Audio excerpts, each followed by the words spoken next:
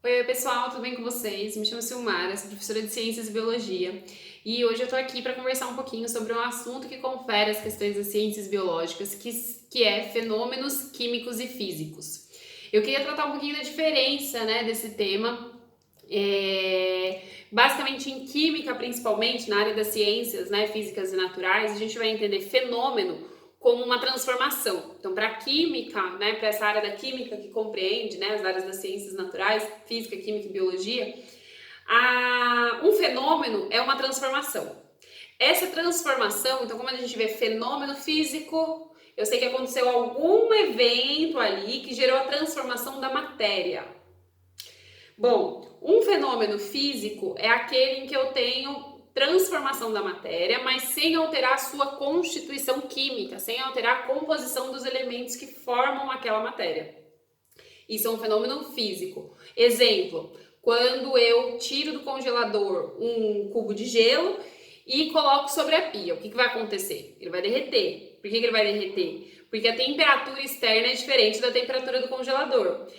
Mas aí tem uma clara transformação. Era um gelo sólido, agora virou líquido. Eu tô vendo a transformação, o fenômeno acontecer. Por que é físico? Porque a mudança que acontece, a transformação, é apenas no formato, fisicamente desse corpo, né, dessa matéria. Não tem alteração química, continua sendo água. Continua sendo água. Água congelada, água líquida é água, H2O. Claro que a gente sabe que a água que a gente bebe, a água dos ambientes naturais, não é uma água pura no sentido de ter apenas H2O. Ela tem também outras substâncias dissolvidas. A água mineral que a gente bebe, né, é uma água que vai ter sais minerais, muitos sais minerais dissolvidos nela. Enfim, esse é um exemplo de fenômeno físico. Mas e o fenômeno químico, então? Para ser um fenômeno químico, precisa ter mudança. Além da mudança física, né? Muitas vezes eu tenho a mudança química. A constituição química da matéria se modifica. Então, por exemplo, toda matéria ela é formada por átomos, que por sua vez formam moléculas. O que são moléculas? São aglomerados de átomos que formam alguma coisa. Por exemplo, já que eu falei da H2O, H2O, a molécula de água, é formada por 2 átomos de hidrogênio e um de oxigênio. Eles se combinam por ligações químicas e formam essa molécula água. Mas, por exemplo, glicose é uma outra molécula. C6H12O6, não precisa decorar nada disso, né? Mas C6H12O6 é a molécula de glicose. Essa molécula de glicose, ela tem também oxigênio, ela tem hidrogênio e tem o carbono, né? O seu carbono. Mas ela é uma molécula totalmente diferente da água, né? É outra molécula, é outra matéria, é outra estrutura. Beleza, por que eu tô falando isso? Porque quando eu tenho uma transformação química, vai acontecer o rearranjo dos átomos que formam aquelas moléculas, fazendo com que elas se transformem em outras moléculas. Eu vou ter reações químicas ali que vão fazer com que o átomo presente em uma molécula vá para outra e aí ele vai se transformar em outra coisa. Então tem mudança na constituição química da matéria. Por exemplo, quando um papel queima. Então, por exemplo, tem uma folha de papel. Se eu rasgar essa folha de papel, tem uma folha de papel, rasguei no meio, eu tenho 2 folhas de papel agora, menores, que, né, cortadas ao meio, mas continua sendo papel. Isso é só físico. Se eu pegar essa mesma folha de papel e colocar fogo nela, ela vai queimar. Quando ela queimar, vai surgir ali a fuligem, né? A fumaça, essa fumaça ela é constituída também de gás carbônico. O gás carbônico não estava presente antes na folha de papel. Então, esse gás carbônico representa uma nova substância. Então, aconteceu uma transformação química dessa matéria. A queima do carvão. Então, toda queima, na verdade, pressupõe uma transformação química. Sempre. Fenômeno químico, portanto. Na mesma forma que, por exemplo, aí outros exemplos de transformação química além da queima.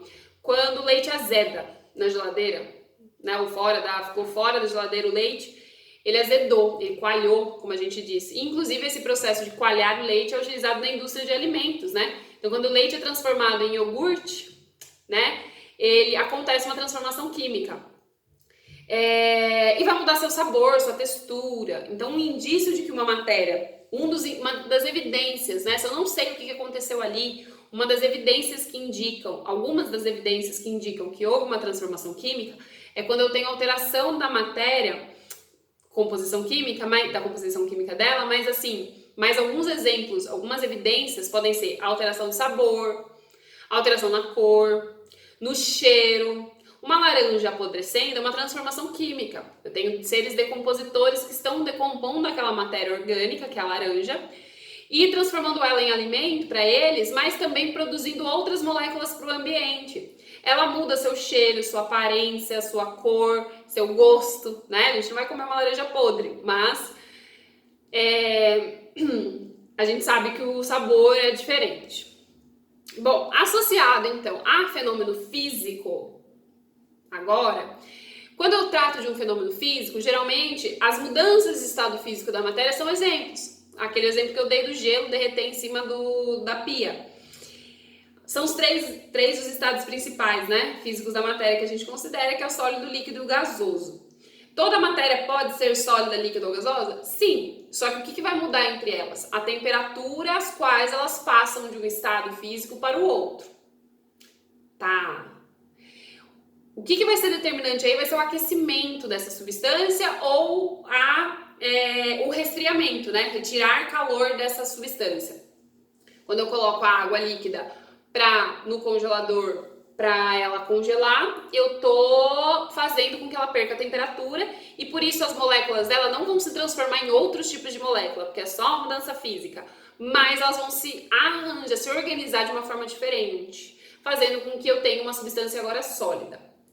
Bom, e aí é importante a gente saber que esses processos de mudança de estado físico, então eles acontecem por conta da temperatura, né, no caso. Mas eu vou ter aí uma passagem do estado sólido para o líquido e também posso ter do líquido para o gasoso. Do sólido para o líquido, do gelo que vai virar água em cima da minha pia, né, que vai derreter, eu chamo isso de fusão. Então, ponto de fusão, temperatura de fusão, é a temperatura necessária para que uma matéria se derreta, né, se torne líquida. O ponto de fusão da água é 0 graus. Então, a água a 0 graus, ela vai derreter, ela vai ficar no estado líquido.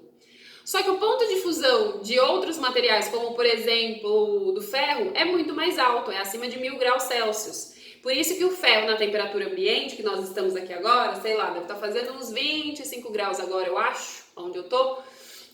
Por isso que a temperatura ambiente, a água está no estado líquido, mas o ferro, se eu tiver uma barra de ferro aqui, está no estado sólido, porque a temperatura de fusão dele é diferente, ele depende de uma maior temperatura, ele precisa receber mais calor para ele mudar seu estado físico e sofrer fusão.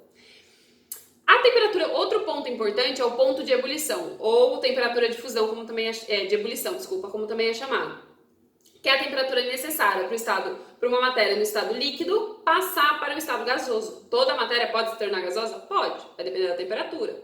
Então, a qual ela está, e cada matéria vai ter um ponto de ebulição ou de fusão diferente. Então, a água líquida, para ela se tornar gasosa, ela precisa de uma temperatura aí de mais ou menos 100 graus Celsius. Vai depender da quantidade de sais dissolvidos, aqui a gente está falando dessas temperaturas considerando a água pura, apenas H2O, mas tem algumas diferenças, porque a gente sabe que tem sais dissolvidos na água, tem cloro, enfim, que é acrescentado, né? Tá. Bom, essa temperatura eu chamo de temperatura de ebulição, que é o processo de vaporização, na verdade, né? De passagem do estado líquido para o gasoso. E depois eu tenho alguns processos inversos, né? Da passagem do estado gasoso para o líquido, que eu chamo de condensação ou liquefação, está se tornando líquido, ou condensação. Então, por exemplo, quando a água que está aqui no ambiente, o vapor da água está no ambiente, ele sobe e aí ele encontra uma temperatura menor e por isso ele forma as nuvens, que é água líquida já, né? As nuvens são gotículas de água, né? Microgotículas aí de água líquida, que só estão lá em cima, né? E eu consigo ver, eu vejo as nuvens. Por que elas não caem se são água líquida? Porque tem uma corrente de ar quente segurando elas ali, até que elas se enchem. Por isso, quando eu vejo muitas nuvens, eu penso, não parece que vai chover, né? Quando elas vencem essa massa de ar quente, elas caem na forma de chuva. Esse processo se chama condensação, né? Quando forma as nuvens. Depois, precipitação é a própria chuva, quando ela cai. Mas aí a passagem do gás para a água líquida, né? Porque o gás também é uma água gasosa, eu chamo de condensação ou liquefação. E eu tenho um outro processo que é da água líquida, quando eu pego minha garrafinha de água e coloco no congelador, esqueço lá e ela vira gelo, eu chamo de solidificação, vai se tornar sólido. E aí, só para encerrar, a gente tem também uma passagem direta, né? Quando tem, por exemplo, a passagem direta do sólido para o gasoso ou do gasoso para o líquido. Aliás, desculpa, do gasoso para o sólido. Isso eu chamo de sublimação. Um exemplo disso que a gente pode ter no cotidiano são aquelas bolinhas de naftalina, que antigamente se usava mais, né? Os nossos avós, enfim, as pessoas mais velhas, né? Tiveram mais contato com isso, porque por um tempo no Brasil foi proibido, enfim, depende da região também. Eu nem sei exatamente como é que está isso hoje, se ainda é proibido, porque eu vejo nos mercados para comprar. E essa naftalina, por que as pessoas usavam essas bolinhas, ou usam, né, essas bolinhas de naftalina? Porque elas liberam gás. A naftalina é tóxica, por isso ela foi proibida, inclusive, mas ela é tóxica principalmente para insetos, né? Então as pessoas colocavam no guarda-roupa, né, enfim, o que é problemático, depois você vai pegar aquela roupa e vai colocar e ela tá cheirando a naftalina, e aquele cheiro é tóxico para você também, mais para os insetos, mas é tóxico para você também, por isso proibida. Mas afastava os insetos das roupas, né, como por exemplo cupins, né, do guarda-roupa, as traças que podem destruir as roupas.